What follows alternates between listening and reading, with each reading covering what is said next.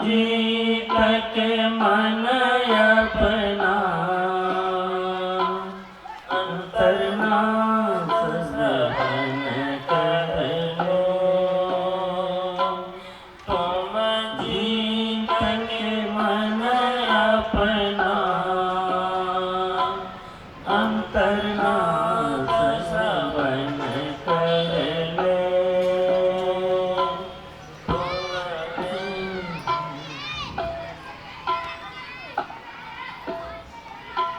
सूरत का सीधापन, सूरत का सीधापन, भुवन सरदम ही सुना। सूरत का सीधापन, भुवन सरदम ही सुना।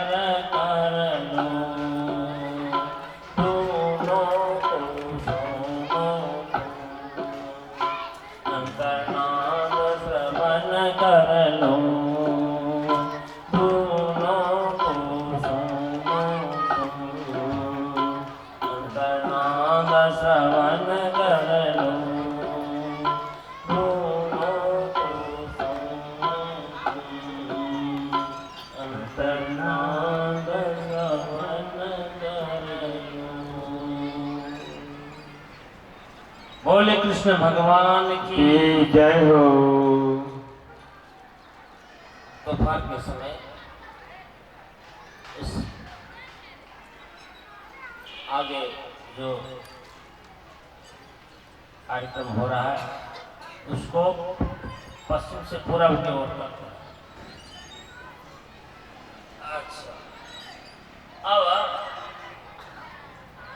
अब नंद गांव के विषय में हम लोग अब श्रवण करने जा रहे हैं। कल तो भगवान की जन्म महोत्सव धूमधाम से हमने मनाया, लेकिन यहाँ पर कुछ नीति शास्त्र की बात बताते हैं, वो भी सुनना बाकी।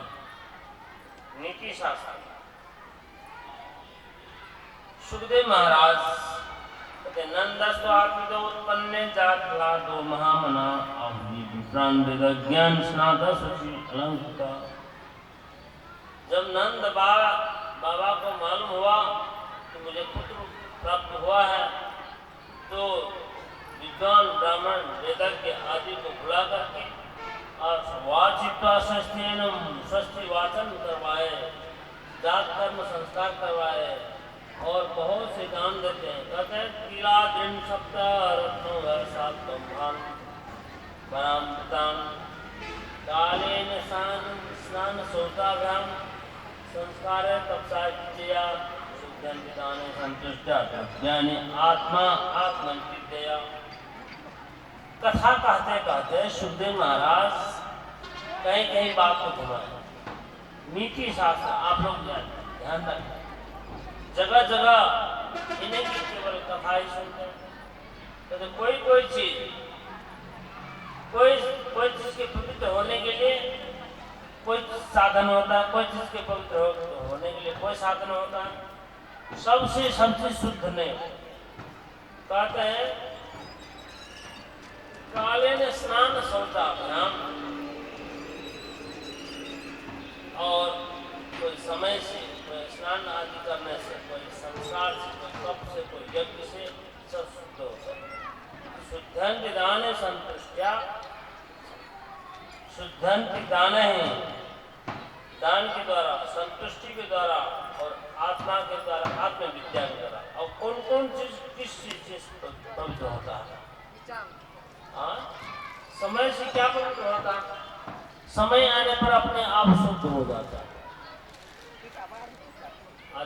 स्नान शौच आदि करने से शरीर पवित्र होता है। समय आने पर भूमि शुद्ध हो जाता है। संस्कार से मन पवित्र होता है। यज्ञ से द्रव्य शुद्ध होता है। शुद्धं विधाने संतुष्टा, संतोष पूर्वक निदान करते हैं तो द्रव्य शुद्ध होता है। और आत्मा किससे शुद्ध होगा? आत्मा न यज्ञ से, न तप से, न द्रव्य से। वो आत्मा की शुद्धि आत्म विद्या से होती है। अब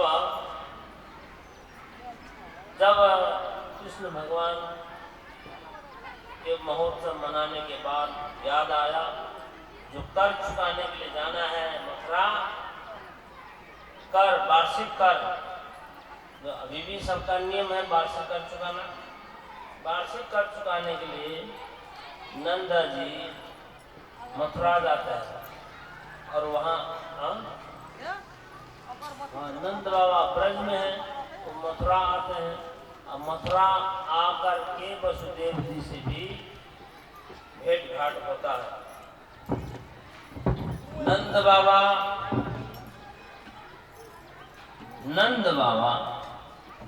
वहाँ कर चुकाने के बाद, कंस के पास कर चुकाने के बाद वसुदेव जी से भेंट घाट करते हैं और वसुदेव जी से बातचीत होती है। क्या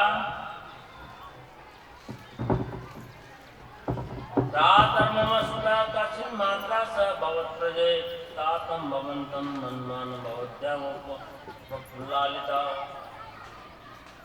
भ्रातर मम सुधा। वसुदेव जी कहते हैं हे भाई, मेरे पुत्र अपने माता के साथ वहां रहता है अपने यहाँ।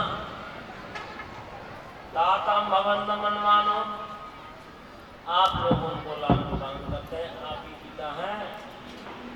तो इस प्रकार वसुदेव जी बोल रहे थे। नंद बाबा कहते हैं ओहो ते देव की पुत्र कंचन महमोहता।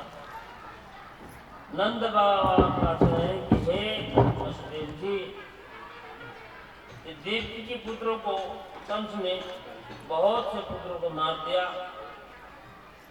अब एक ही कन्या थी बाकी, वो भी आकाश की ओर चल गई। इस प्रकार एक आपस में दोनों बातचीत कर ही रहे थे। वसुदेव जी कहते हैं हे नंद बाबा, अब कर चुके हैं, आप जल्दी से जाइए, ब्रज में जाइए, वहाँ उत्पात होने वाला है। क्योंकि कंस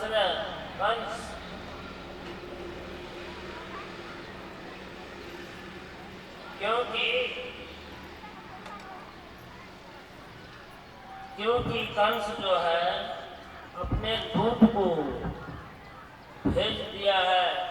जहाँ जहाँ ऋषि मुनि बाल बच्चे जो भी मिले उसको मारते चलो। और वहाँ से ब्रज से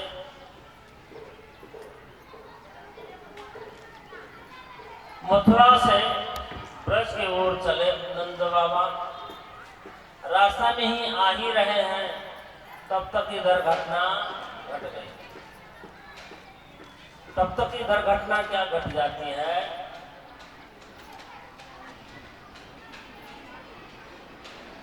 घटना क्या घटी? अब यहां देखिए, नंद नंदावती वदा सौरे मृषे नाम से चिंत्यन हरिम जगम शरणम पाता आगम संचिता कर्णसेना प्रहिता घोरा पुतना मालघातनी संचकारण्य निमंत्रिन ब्राह्मण नंद सोचते हुए आ रहे हैं तो वसुदेव जी झूठ नहीं बोलेंगे। ये कंस